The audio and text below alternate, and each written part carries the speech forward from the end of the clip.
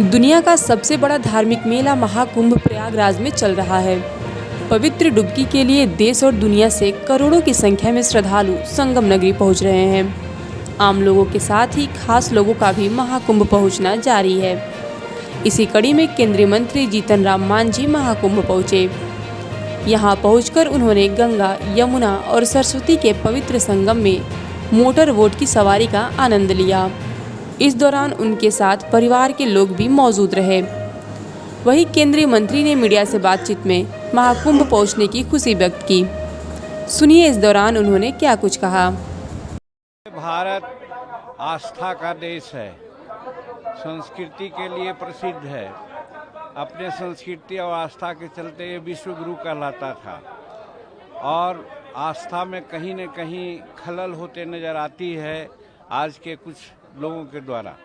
वैसी परिस्थिति में ये संगम पर स्नान करके, संगम पर करोड़ों लोग जुट करके आस्था को दिखलाते हैं और दिखला करके भारत की संस्कृति को अक्षुण्ण रखने का एक प्रण लेते हैं।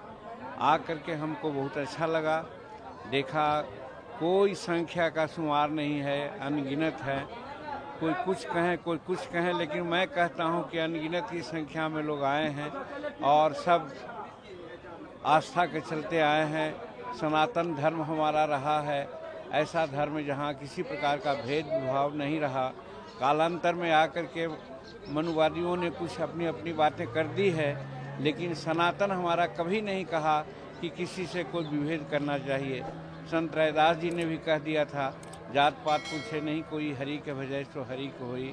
हम समझते हैं वैसे संत शिरोमणियों के बात को और सनातन धर्म को अक्षुण्ण करने के लिए करोड़ों करोड़ यहाँ पर गंगा में डुबकी लगा करके अपने मन वचन कर्म से मानवता की सेवा करने के लिए, भारत का कल्याण करने के लिए यहाँ पर आए हैं। हम भी आए हैं तो यही सोच करके आए हैं कि भगवान सनातन धर्म को अक्षुण्ण रखे और लोगों को सद्बुद्धि दे कि जैसे पहले लोग रहते थे कि किसी प्रकार का कोई विभेद नहीं होता था, वही वातावरण पैदा हो।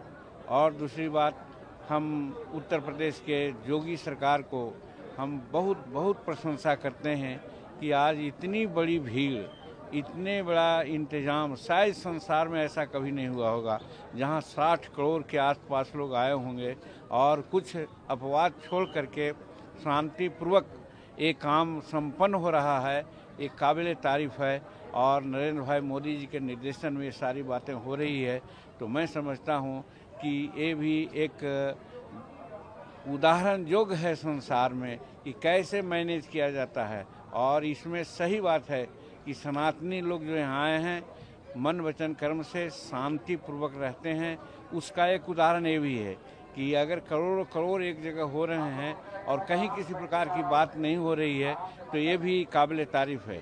कुछ घटनाएं घटी हैं जिसके चलते लोग प्रशासन को, रेलवे को उत्तरदायित्व समझते हैं। मैं समझता हूँ उनका कोई दोष नहीं है। हम मनुष्य में आपाधापी की जो प्रवृत्ति होती है, हम एक दूसरे को सह अस्तित्व से सोचते नहीं हैं। हम आगे तो हम आगे के क्रम में कुछ ऐसी बातें घट जाती है। आज हम गाड़ी से भी आ रहे थे तो हम देख रहे थे कि बल्लात कुछ मोटरसाइकिल वाले पार हो जा रहे हैं, कुछ ऑटो वाले पार हो जा रहे हैं, कुछ आदमी पार हो रहे हैं। अगर गाड़ी कंट्रोल न करे तो शायद एक्सीडेंट हो सकती थी। मेरा कहने का मतलब, अपने संयम को जो खोते हैं तो कुछ घटनाएं घट जाती है। इसमें प्रशासन का कोई दोष नहीं है। हम पुनः पुनः योगी सरकार को और भारत सरकार के नरेंद्र भाई मोदी जी को इन सब प्रबंध के लिए प्रशंसा करते हैं।